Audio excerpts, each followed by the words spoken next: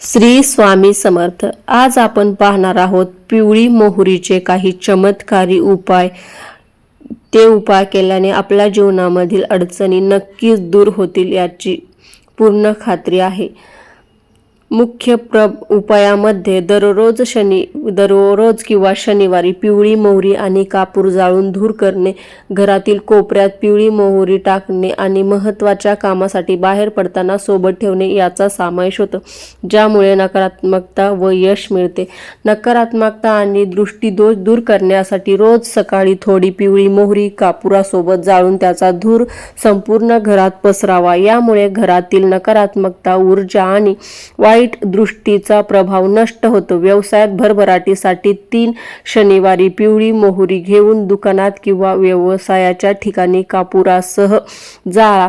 यामुळे कर्मजन्य अडथळे दूर होऊन प्रगती होईल।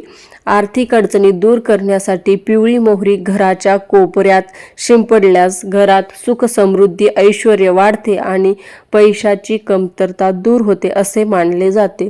नोकरी कामातील बाधा दूर करण्यासाठी कुटुंबातील कर्त्या पुरुषाने पिवळी मोहरी 7 वेळा उतरून कापुरासोबत जाळल्यास नोकरी किंवा व्यवसायातील संकटे दूर होतात। कार्यात यश मिळवण्यासाठी, महत्त्वाचे काम सिद्ध करण्यासाठी उजव्या हातात थोडी पिवळी मोहरी घेऊन ओम नमो नमः मंत्राचा 108 वेळा जप करा।